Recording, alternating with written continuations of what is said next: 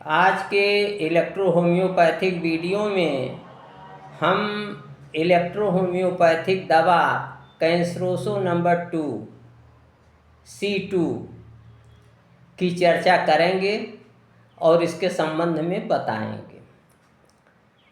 ये कैंसरोसो number 2 C2 जो है ये 6 इंग्रेडिएंट प्लांट से 6 घटक पौधों से ये बनी हुई है।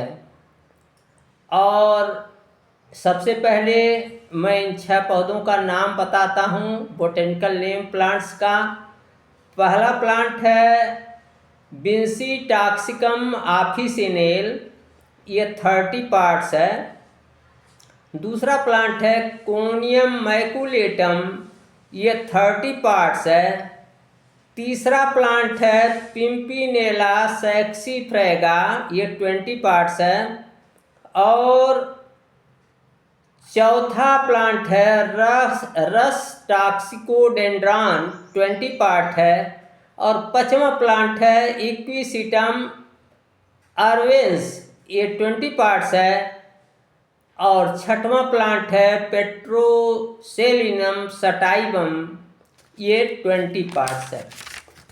यहाँ एक बात बहुत महत्वपूर्ण है, वो ये है कि C1 जो है ये मिल्डर है और इसका एक्शन डीपर है देन C1 के तुलना में इसका एक्शन, इसकी क्रिया मिल्डर है और गहरी है, मुलायम है। C1 के तुलना में इसकी क्रिया जो है, इसका एक्शन जो है वो मुलायम है और गहरा है। और ऐसे रोगी जो C1 नहीं बियर कर सकते हैं, C1 नहीं सहन कर सकते हैं, C1 देने से उन्हें परेशानी हो जाती है, तो ऐसे रोगियों को उनके सभी रोगों में जहां C1 की देने की आवश्यकता है उसके स्थान पर C2 दिया जाएगा। C2 की एक और बहुत बड़ी विशेषता है कि इसके सारे सिक्रीशंस जो है वो चिपचिपे होते हैं, एडहेसिव होते हैं। जैसे नाक का सिक्रीशन हो, गले का सिक्रीशन हो, लिकोरिया का सिक्रीशन हो, आँख का सिक्रीशन हो, जहाँ से भी सिक्रीशन हो रहा हो, अगर वह एडहेसिव है, बहुत चिपचिपा है, बहुत लसलसा है, तो ऐसे रोगी की दवा C1 हो सकती है। C1 पर C2, ऐसे रोगी की दवा C1 के स्थान पर C2 हो सकती है और तब हमें C2 पर विचार करना चाहिए। ये C2 विशेष रूप से ड्रॉपसीज के लिए, जितने भी शोथ होते हैं, चाहे यूट्रस का हो, चाहे ओवरी का हो, चाहे कहीं का भी, चाहे पूरे शरीर का ड्रॉपसी हो, चाहे ब्रेन का हो, जैसे हाइड्रोसिफेलस होता है, तो जितनी भी ड्रॉपसीज हैं, जितने भी शोथ हैं, और विशेष रूप से ओवरी और यूट्रस के जो शोथ हैं, उसमें ये C2 दवा लाइटर या सेकंड डाइल्यूशन में A2/3 के साथ बहुत ही लाभदायक है।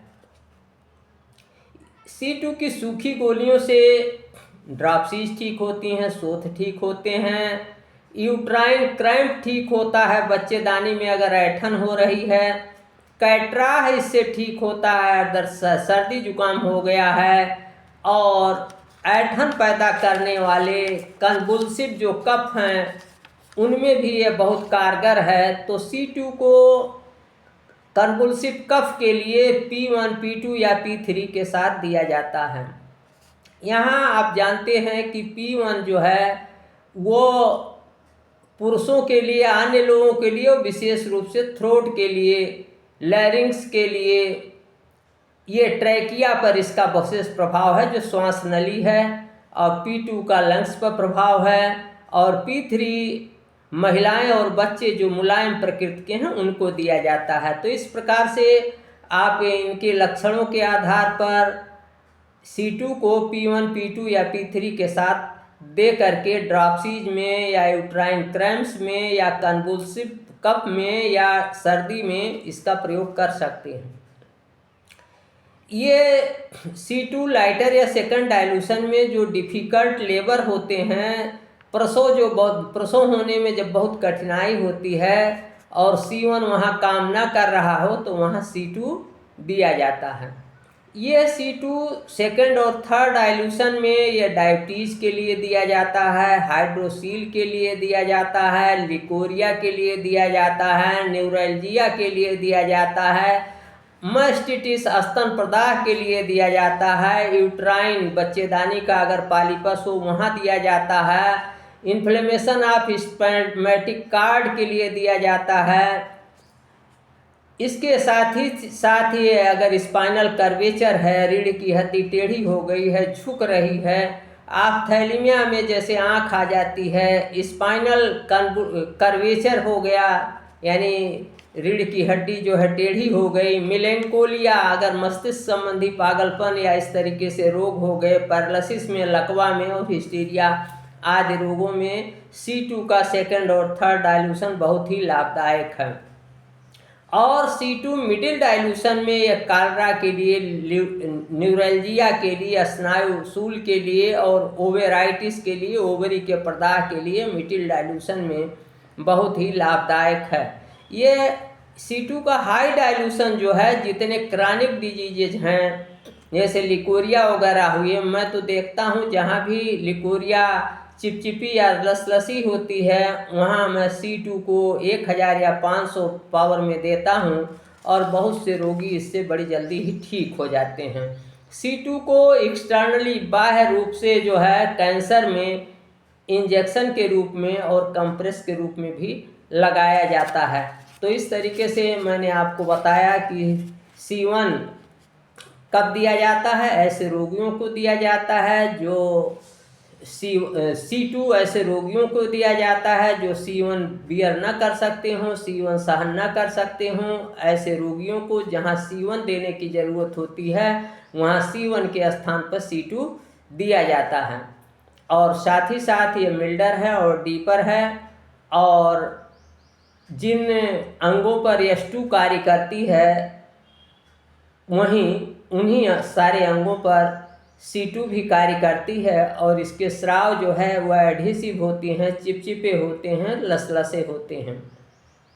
मैं अपने YouTube चैनल डॉक्टर प्रेम नारायण पर इलेक्ट्रो होम्योपैथिक और होम्योपैथिक वीडियो एकांतर क्रम से डालता रहता हूँ, जो इलेक्ट्रो होम्योपैथिक स्टूडेंट्स के लिए, छात्रों के लिए, डॉक्टर्स के लिए और जनसामान्य प्रेमियों के लिए बहुत ही लाभदायक हैं, बहुत ही मुफीद हैं।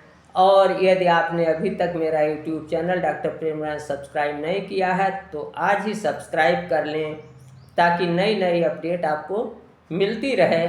आज के वीडियो में इतना ही, अगले वीडियो में फिर मिलेंगे। नमस्कार, मैं डॉक्टर प्रेम नारायण।